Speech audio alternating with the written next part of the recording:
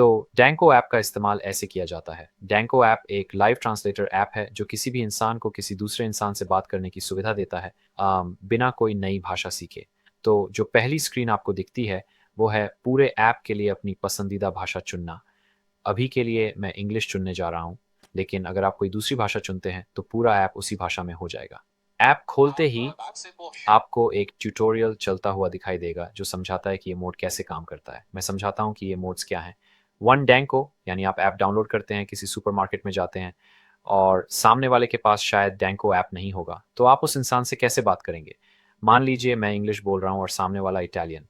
मैं फ़ोन ऊपर लाता हूँ, इंग्लिश से इटालियन चालू करता हूँ और उस इंसान से बात करता हूँ और जैसे-जैसे मैं बोलता हूँ, लाइव ट्रांसलेशन फ़ोन पर दिखता जाता है और सामने वाला उसे फ़ोन पर पढ़ता है और आप दोनों आपस में बात कर पाते हैं। आपको भाषा बदलने या ऐसा कुछ करने की ज़रूरत नहीं है। ये बस लाइव है और एकदम आसानी से काम करता है। दूसरा मोड है टू डैंको मोड और असल में ये तब के लिए है जब दोनों लोगों के पास ऐप हो। एक बार जैसे कि इंटरव्यू वगैरह के लिए ये बहुत काम का है।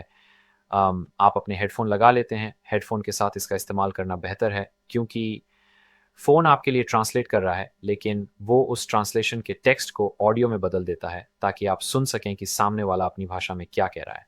बस यही है, दोनों लोगों के पास ऐप है, वो ऐप चालू करते हैं और वो आपस में बिना किसी रुकावट के बात कर पाते हैं और जब आप बोलते हैं, तो वो अपनी भाषा सुनते हैं और इसका उल्टा भी।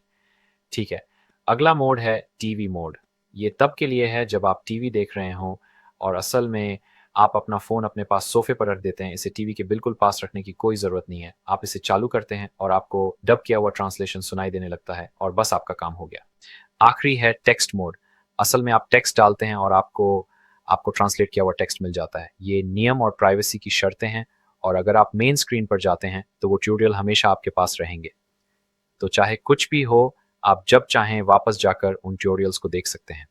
तो इसे खोलिए और आप इसे फिर से चला सकते हैं। फिर आपके पास सेटिंग्स हैं, आपके पास प्राइवेसी पॉलिसी और ऐप की भाषा बदलने का विकल्प है। अगर मैं ऐप की भाषा बदलना चाहूँ, तो ये बस ऐसे काम करता है। वापस जाइए और सब कुछ ट्रांसलेट हो गया है। तो मैं फिर से इंग्लिश पर वापस चला जाता हूँ। ये लैंग्वेज सिलेक्टर है, आप अलग-अलग भाषाएँ चुन सकते हैं। हमारे पास यहाँ 16 भाषाएँ हैं और हम भविष्य में और भी जोड़ने की योजना बना रहे हैं।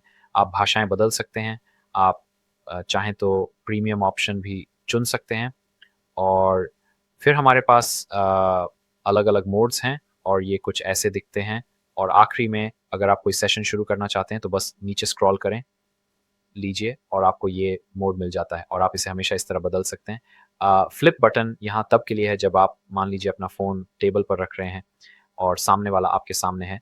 आप दोनों टेक्स्ट को आसानी से पढ़ सकते हैं या अगर आप एक-दूसरे के बगल में खड़े हैं, तो आप इसे इस तरह रख सकते हैं ताकि आप दोनों इसे एक ही समय पर पढ़ सकें। बस यही है, डैंको का इस्तेमाल ऐसे ही किया जाता है।